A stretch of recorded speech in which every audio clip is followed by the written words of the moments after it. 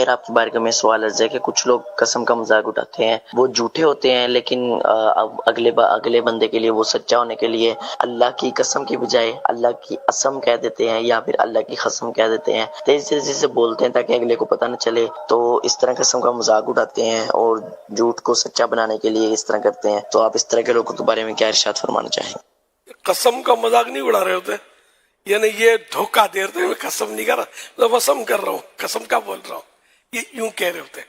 تو اس کو یہ نہیں کہیں گے کہ وہ قسم کا مذاق اڑا رہا ہے، یہ تھوڑا زیادتی ہے یہ کہنا. تو بہرحال اس طرح بھی دھوکہ بھی نہ دیا جائے گا، اگلا تو یہی سمجھے گا کہ آپ اللہ کی قسم کھا رہے ہیں، اور اب آپ پوری نہیں کریں گے تو وہ تو آپ سے بدظن ہوگا، باتیں کرے گا، آپ کی برائیاں کرے گا، غیبتیں کرے گا کہ اس نے جھوٹی قسم کھائی تھی، اور آپ تو مطلب یار چھوٹے پڑے ہیں، میں نے قسم کھائی کب تھی، کہا نہیں تھا قسم، میں نے وسم کہا تھا، واو سے کہا تھا. تو اس طرح کی وہ ہیلے بازیاں اور چالاکیاں بھی نہیں کرنی چاہیے.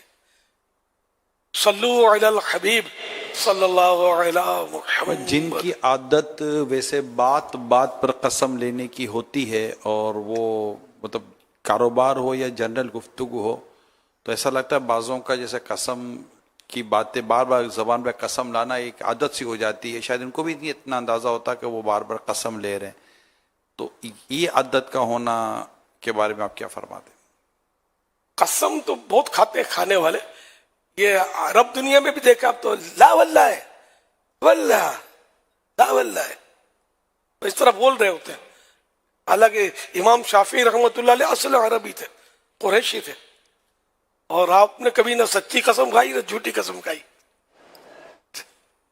تو اب عربوں میں قسم میں نے جو نوٹ کیا ہے، یہ بات بات واللہ واللہ واللہ کر رہے ہوتے ہیں، ان کو ہوش بھی نہیں ہوتا ہوگا کہ ہم یہ کیا بول رہے ہیں، واللہ بول کر بول کیا رہے، واللہ مانے اللہ کی قسم.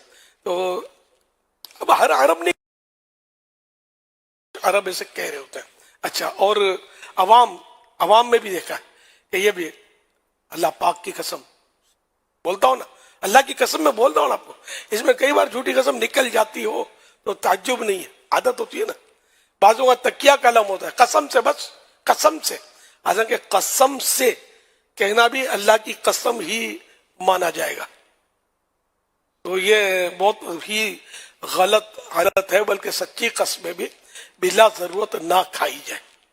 جب کوئی سی واقعی تاکید کی بات ہو تو کھائی جائے، ورنہ بار بار کیا قسم کھانے سے قسم کھانے والے کی ویلیو ڈاؤن ہو جاتی ہے، اس کی قسم پر اعتماد سامنے والے کا اٹھ جاتا ہے. اسی طرح کا سوال ہے کہ جو ابھی آپ نے آخری میں ارشاد فرمایا کہ سوال کچھ اس طرح کا ہے کہ عام طور پر دیکھا اور سنا گیا ہے، اگر کوئی شخص کاروبار میں یا کسی بھی دنیاوی معاملے میں قسم لے لے تو عمومی طور پر سامنے والا جواب میں کہتا ہے کہ یار یہ جو بار بار جو قسم کھاتے ہیں نا یہ جھوٹے ہوتے ہیں. اب اس میں سوال یہ ہے کہ کیا بار بار قسم کھانے والا جھوٹا ہوتا ہے، یا جو قسم کھا رہا ہے اس کو جھوٹا بولنا کیسا، اور کیا یہ اس طرح بار بار قسم لے لینے سے یہ جو ذہن بنتا ہے جیسا کہ آپ نے فرمایا تو یہ ایسا ذہن بنا لینا بھی درست ہے یا نہیں ہے، اس بارے میں آپ فرمائیں. یہ میسج کے ذریعے ایک سوال آیا ہے. یہ خیر یہ کہ بار بار جو قسم کھاتا ہے اس کو جھوٹا بولنا کہ ہے جھوٹا ڈن کر دینا، یہ تو درست نہیں ہے. جب تک کہ کوئی شرعی دلیل نہ ہو نا اس وقت تک کسی مسلمان پر گناہ کی نسبت نہیں کر سکتے. جیسے بات بات پہ لوگ گناہ کی نسبت کر دیتے ہیں، جھوٹ بولتا ہے، حالانکہ وہ جھوٹ نہیں بول رہا ہوتا. اب یہ بولنے والا جو بغیر تحقیق کے جس نے تہمت رکھی کہ جھوٹ بولتا ہے، یہ گناہ گار ہوا، اور تہمت کا گناہ گار ہوا. تہمت لگانے کا، تہمت لگانا یہ کبیرہ گناہ ہے، غیبت سے بڑا گناہ ہے تہمت، اور جہنم کے عذاب کا حقدار ہے. جو کسی مسلمان کو تہمت لگائے گا اللہ پاک قیامت کے دن اس کو ردغت الخبال، ایک جہنم میں مقام ہے وہاں رکھے گا. ردغت الخبال یہ وہ جگہ ہے جہاں جہنمیوں کا پیپ، خون، پسینہ وغیرہ وہ جمع ہوگا، اور اس میں اس کو رکھا جائے گا یہاں تک کہ اس کی سزا پوری ہو لے. بہت خطرناک ہے. تہمت تو بات بات میں لگاتے ہیں، جھوٹ بولتا ہے، اس کی نیت خراب ہے، سب سمجھتا ہوں، چکر دے رہا ہے مجھے، بات گھما رہا ہے. یہ بارہا اس طرح کے بہت ایزی جملے جو تہمت پر جا رہے ہوتے ہیں. بات گھما رہا ہے، اس کا مطلب کیا؟ دھوکہ دے رہا ہے. یہی ہوا نا کہ بات گھما رہا ہے، بعض اوقات دھوکہ دے رہا ہوتا ہے، بات گھمانے والا. تو اب یقینی طور پر گھما رہا ہے یا ویسا بیچارہ ویسے ہی وہ اپنے طور پر یہ گفتگو کر رہا ہے، ہمیں لگ رہا ہے کہ گھما رہا ہے. یوں بہت سوچ سمجھ کر پھونک پھونک کے قدم اٹھانا ہے اور تول تول کے بولنا چاہیے. ہم بغیر تولے بولتے ہیں تو پھنس جاتے ہیں. اور ایسے گناہ دن میں خدا جانے ہم سے کتنے ہو جاتے ہیں جو جس کی ہمیں کانوں کان خبر نہیں ہوتی، کوئی ہمارے نشاندہی کرنے والا بھی نہیں ہوتا. کیونکہ اگر کوئی ہمارا دوست بھی تو وہ 2 قدم ہم سے آگے ہی ہوتا ہے. ہم نے کوئی ایسا تو محاسب، امام غزالی رحمۃ اللہ علیہ نے تو فرمایا کہ ایسا محاسب ہو، دوست ایسا ہو، ایسا کوئی اپنے اوپر نگران رکھے.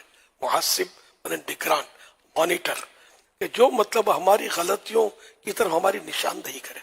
ہم جہاں چوکیں ہمیں وہ تنبیہ کرے، بھولے ہمیں یاد دلائے.